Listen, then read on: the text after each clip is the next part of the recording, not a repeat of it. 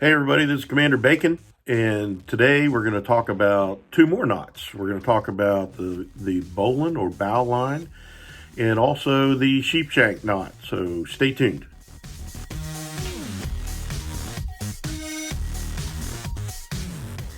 All right, the first knot we're going to talk about is the Bowline or Bowline, and the Bowline or Bowline is sometimes referred to as the king of the knots because it will not untie or slip or anything. This They use this knot as like a loop for mooring ships, or you can use it for lifting someone out of a pit. Say they fell down a cliff or something, and you want to lift them up out.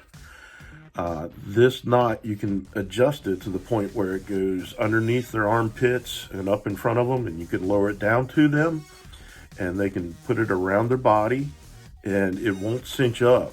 If you tie other knots, it could cinch up and actually break their ribs or crush them or hurt them bad. But the Bowline won't. So it's an awesome knot, and you probably heard of it before. It's the knot where they say the rabbit comes out of the hole around the tree and back down the hole again. That is that knot. So we're going to show you how to do that in a little bit. And then the Sheepshank is a knot used to shorten a rope. It's used to shorten a rope to avoid a weak area in the rope without cutting the rope. You never ever want to have to cut rope. You can never add rope together as strong as when it was together in the first place. So you can never tie a knot that's as strong as the rope that was uncut in the first place. So you want to avoid trying to cut rope. It's a temporary thing. It's not a permanent kind of shortening of the rope. I've seen Boy Scouts demonstrate, and I only saw it once, and I could never duplicate it. So I need to get with some of them, try to find out exactly how you do it. But there's a way to tie it where it's not like tension on both ends of it, but you're doing it in the middle, and it's an easy thing to do, and you do it with like looping your arms around the rope and then pulling things through. And I've never been able to figure out how they did that, but once I do, I'll add that here because it was a really cool thing. So what the Boy Scouts do a lot of times, they have drills and relay races and stuff like that, and competitions to test out their skills. And it's a really cool concept because it keeps you on your toes and keeps you make sure that you really know what you're doing with tying knots. So one of the tests was they had a horizontal beam that they had a rope hanging over and a log laying underneath, and then they had a stake in the ground. So you had to tie the one end off to the stake. You had the other end of the rope went over top of the horizontal beam and down to the log. You had to tie it off to the log with like a rolling hitch, a rolling timber hitch or whatever. You had to lift that log up off the ground and shorten the rope without untying either end. So they tied a sheepshank in the middle, and it shortened the rope, and it held, and it was a pretty cool thing to do. But if somebody's trying to lift that log up and you're trying to tie a sheepshank and you're not very good at it, they're not going to be happy with you because you're taking way too long and they're getting tired. So anyway, stay tuned and we'll show you how to tie these two knots. And the sheepshank's kind of weird because it only holds together under tension. If you kind of let it loose in your hands, it'll fall apart. So it's a strange kind of a knot. It's really kind of bizarre. So stay tuned. Okay, so now I'm going to demonstrate how to tie the Bowline or Bowline, however you want to pronounce it. But for my purposes, I'm going to call it a Bowline. So what you have to do is first I take the standing part, put it in my left hand. The working part, I deal with it in my right hand. I'm right-handed. So the first thing you do, you make an overhand loop, okay? And then I just kind of hold that loosely. So this working end right here, this is the rabbit, this is the hole, and this is the tree. So the rabbit comes up out of the hole, he looks around, sees a hawk, runs down around the tree and back down the hole. And then you grab the tree and pull it. So that's the bowline. Let me tie it again.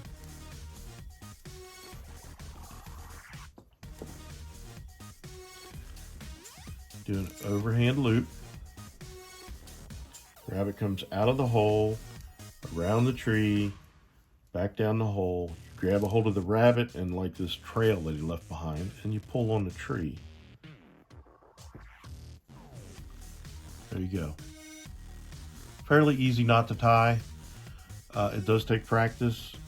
Once you've got it figured out, it's almost impossible not to be able to tie it. But let me show you some ways that people mess it up when they're learning it. The first thing I see people do is they do an underhand loop. Okay? So let's do it. The rabbit comes out of the hole, around the tree, back down the hole, then you pull on the tree, and you end up with a figure 8 knot. That's kind of crazy. That's not the knot you wanted to tie. All right, so it's critical that you tie an overhand loop, not an underhand. Let me get that right. This is an underhand. Go back to our rope basics, and you'll find that this is an overhand where the working part goes over the standing part. There's an underhand loop where the working part goes under the standing part. Okay? So you definitely want an overhand loop. Let me show you another mistake I see people make when they're first learning how to tie this. This little bunny is very timid, very shy, and there's a big old hawk or owl flying around trying to get him. So he doesn't want to go too far from his hole. But what people will do, they think he's pretty brave bunny, and they'll take him through the hole, come out of the hole, and then go around the tree, and then they got a mess there. They don't know what to do. Where's the hole? I don't even know where the hole is. So remember, it's a shy little bunny. He stays really close to the hole, goes around the tree, back down the hole. You grab a hold of the bunny and his little trail that he left behind, and you pull on the tree. Okay? I hope that makes sense to everybody. This is one that's it's fun to tie. It's one that you can learn to tie with your eyes closed. It's that simple. So practice it, practice it, practice it, and you'll get better at it, I promise you. Let me know how you did in the comments, if you were able to tie it successfully or not.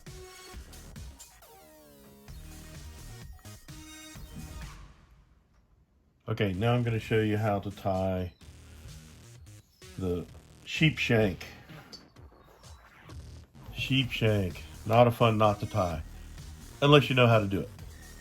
So what you're going to do is make an overhand loop, make a much bigger overhand loop, and then another smaller overhand loop. Okay? Now here's the secret to it. You always have to go opposite of what you're going over. So this part is low and this part is high, right? Because this is going over. This is low, high, this is low, this is high, this is low, this is high. Bear with me, it'll make sense. So low always goes over high, and high always goes under low. So this is low, this side is low, and this is high. So it goes over the high and through. And then we're going to pull that tight. This side is high, so it's going to go under, and you pull pull the loose end tight. Then once you have it all tight, there you go. That is a Sheepshank. A little more for the camera, isn't it? Okay, kind of tricky. This one confuses everybody. And the Sheepshank, until you have a load on it, it'll fall apart in your hands. So keep that in mind. It's really kind of tricky.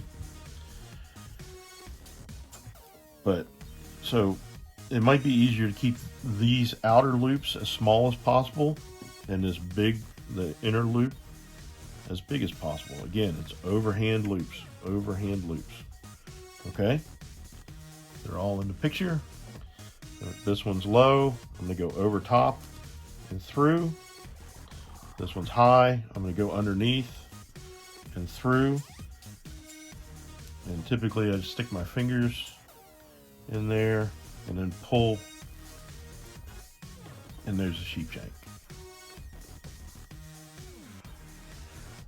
Okay, that's what it looks like. Just 3 overhand loops, and then you have to know what to do with them. Okay? Practice that one. Let me know how you do. It's a little more of a challenge, and but I believe that you can do it. If I can do it, you can do it. It just takes practice. So leave a comment below. Let me know how you made out. Okay, so that was the Bowline and the Sheepshank. That was the 2 knots for today. I hope you're getting a chance to practice all the knots that we've been showing you. Get yourself a little piece of paracord, 2 or 3 foot long. It's easy to keep in your pocket. It's small enough, and you just tie knots wherever you are. You get a little bit of downtime, just get your rope out and start tying knots. Practice these knots. You can get so good at it that you can tie them with your eyes closed. Probably not the Sheepshank, but a lot of the others you can. We'll get into some more advanced knots here in a little bit. I don't know if you can see right there. Look at that. That's a monkey's fist. That's one that I tied, and it's got a splice. And I use that to adjust the speed on my fan. So there's a lot of things that you can do. It's kind of cool. But anyway, practice. I hope you enjoy tying knots. I do. I take it as a challenge.